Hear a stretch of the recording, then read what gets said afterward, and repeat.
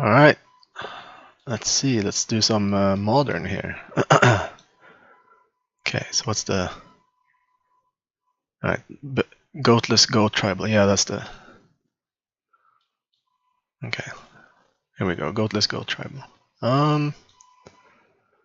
Okay, so... Modern Ad Nauseam. If you haven't seen this deck before, that's why I'm going through the deck here.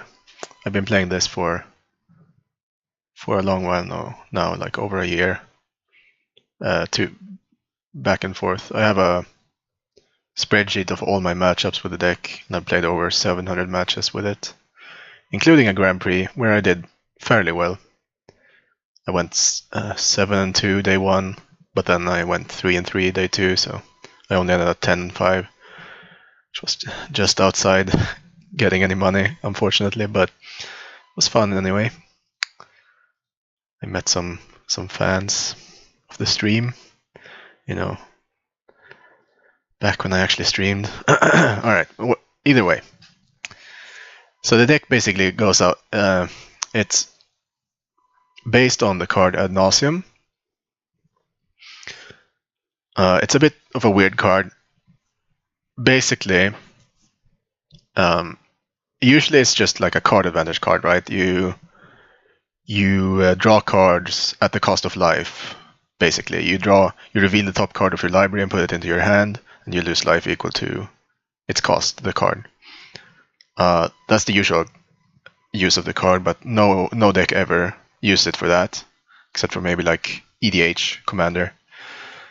What we do in this deck, though, is we abuse this card so that we make it so the life loss is irrelevant, so that we don't lose the game if we are at like 0 life, for instance.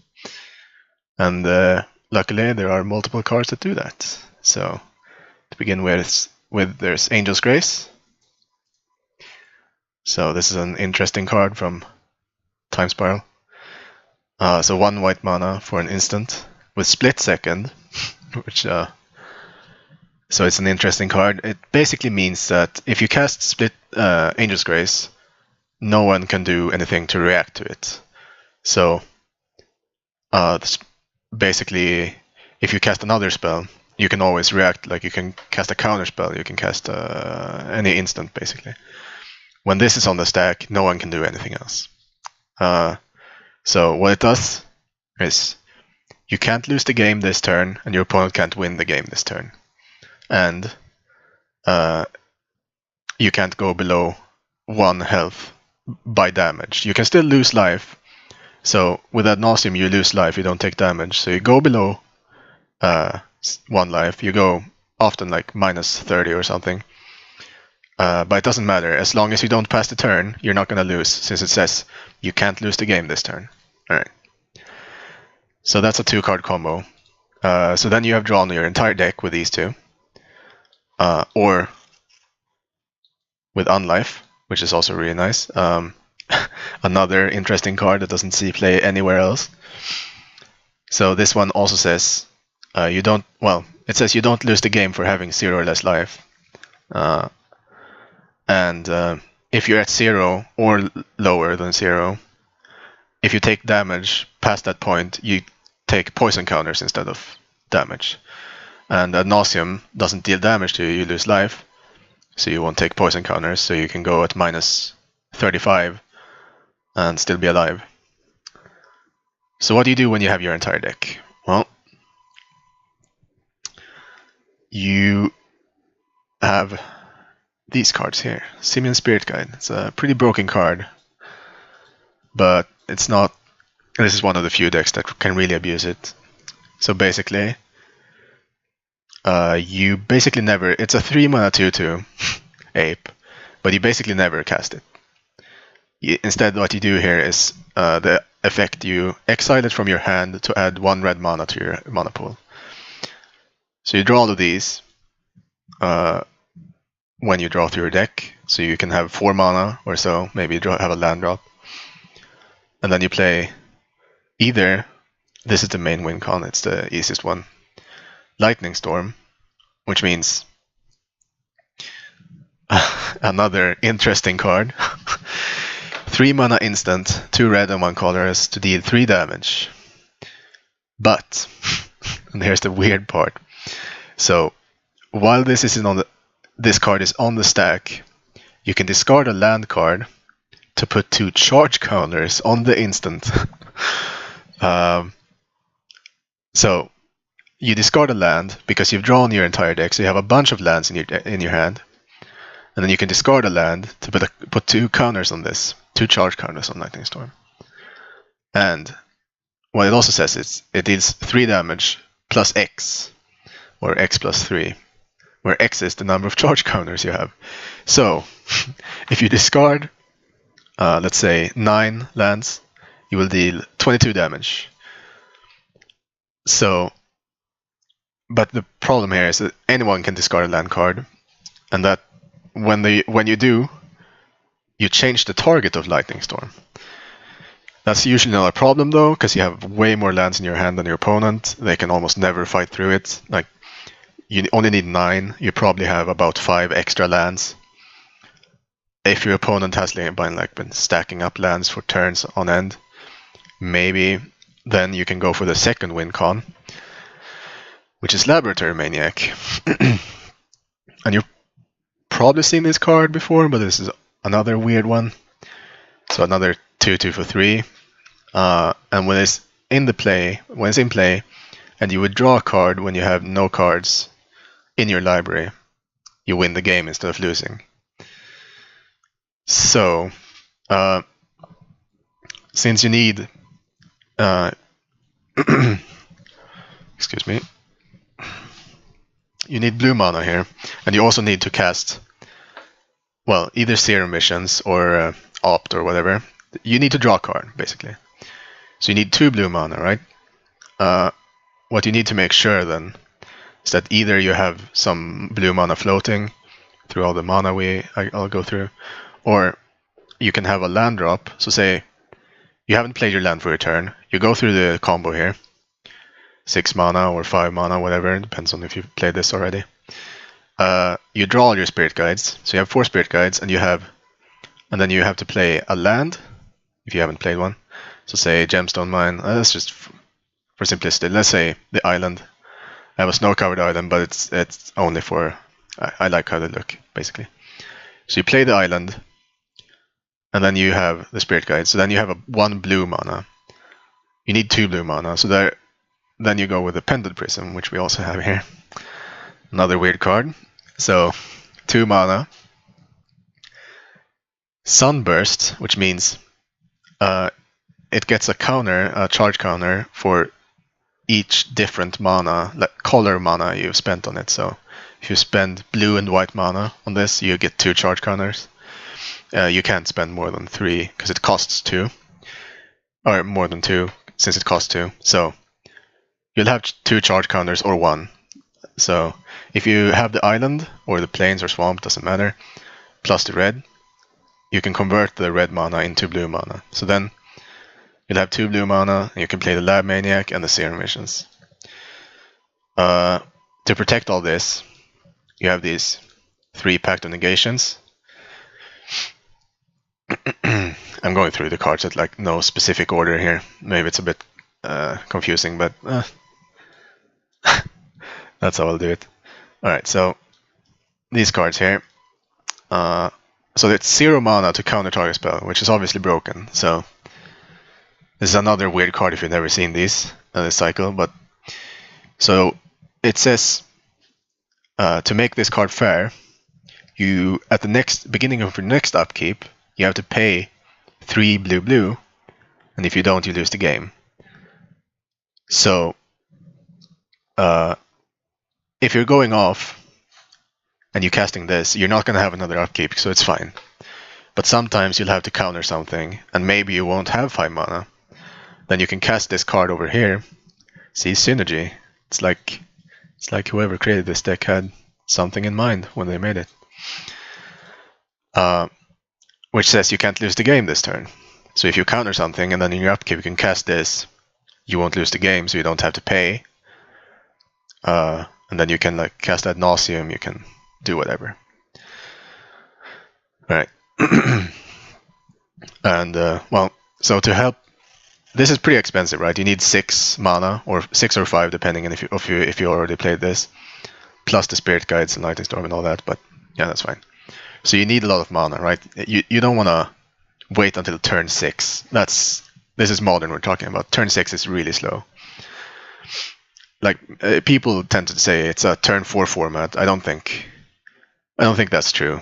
I think the format is like, if you're playing a combo deck, Storm, for instance, easily goes off on turn 3, right? There are other decks, like not so popular decks anymore, maybe like Gordius Vengeance, that can win on turn 2. Sorry about that. It was Facebook. Let's see if I can mute the. Let's just mute everything.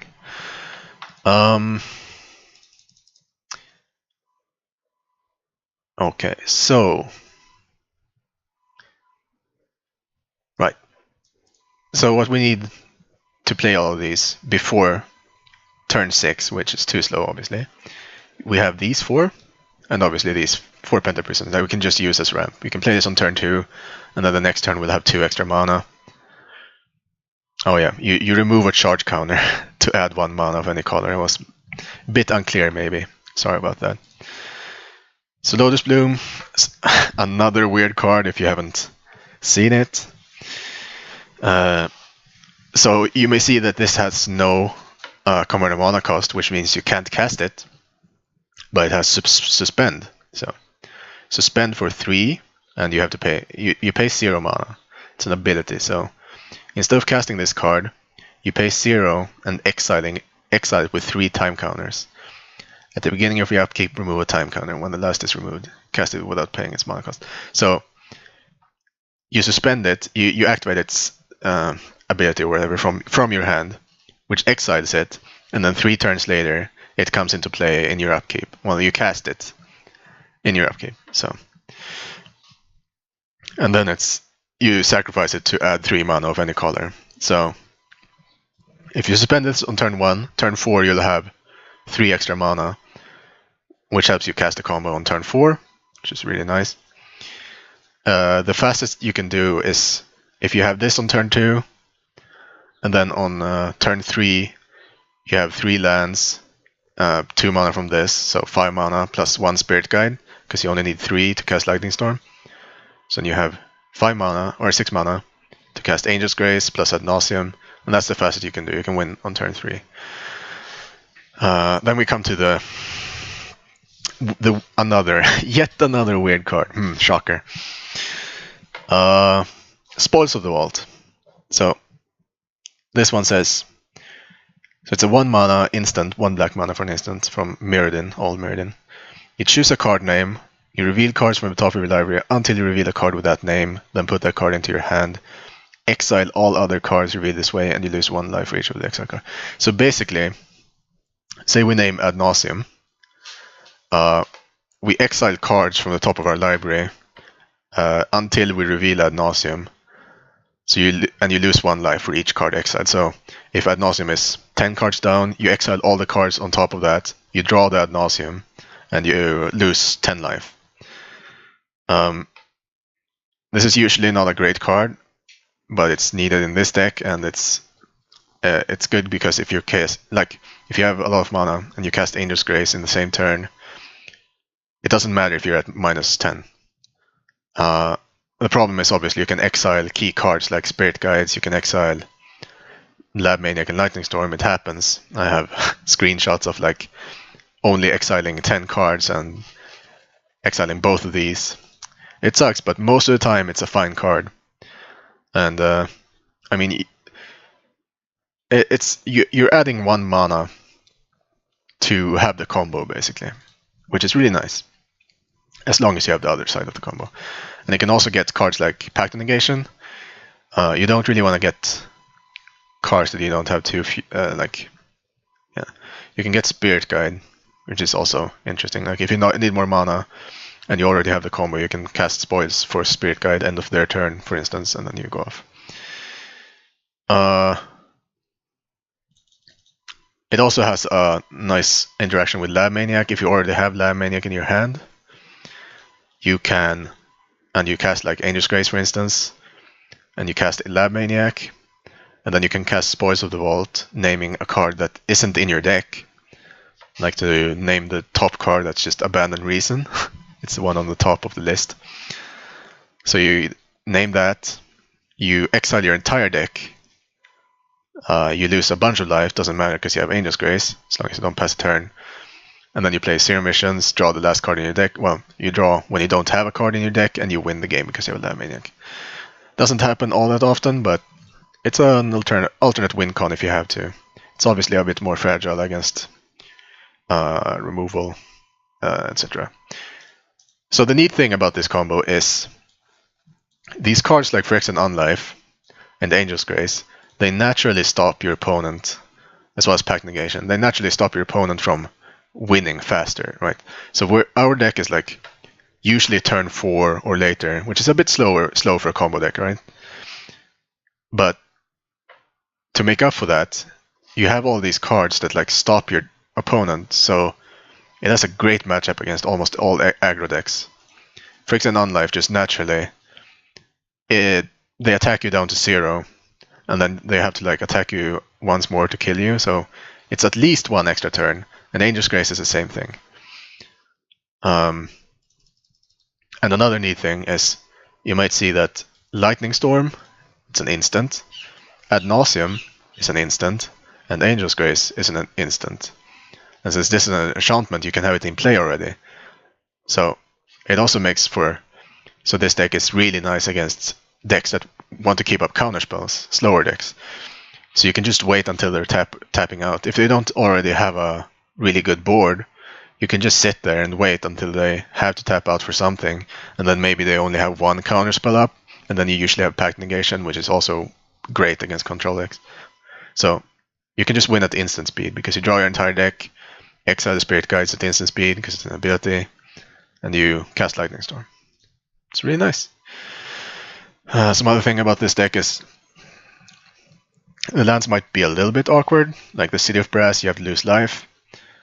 Gemstone Mine, they only have 3 counters on it, so you can tap them for any mana. But when you do, you remove a counter, so when they're out of counters, you have to sacrifice the land. You have to like work around that a little bit. These Seachrome Coast and Darkseid Shores, they enter tapped if you have more than 3 lands, but it's usually not a problem. We have Temple of Deceit and Temple of Enlightenment, which are really nice in this deck. You scry one when they enter, but they enter tapped. But that's really nice because you get closer to the combo. You don't want to shuffle your deck with this deck, basically, because well, I don't know why you want, but it's not that big. But the thing is, temples. So because of these awkward lands, because you need all of these different mana, you can run these temples and you don't have any fetches, which is really nice if you're playing in paper, because then you don't have to shuffle a bunch. It was very nice when I played at the Grand Prix. Either way, sometimes the mana base is a little bit awkward, but I like it. Okay, so I think that's all about the main deck. My sideboard is a little bit interesting. I think I will change it a little bit, but I'll go through the staples of the sideboard. So you always want, like the first one in this deck is just 4 Leylines of Sanctity. It's crucial because some of the bad matchups, at least game 1, are decks that have Thoughtseize. Since you're a 2-card combo, if they're taking one of your cards, you have to draw another copy of it. Basically, so Leylines, great. Usually, since we're a combo deck, it's a little bit tough to sideboard, but usually you can cut, like against Jund and whatnot.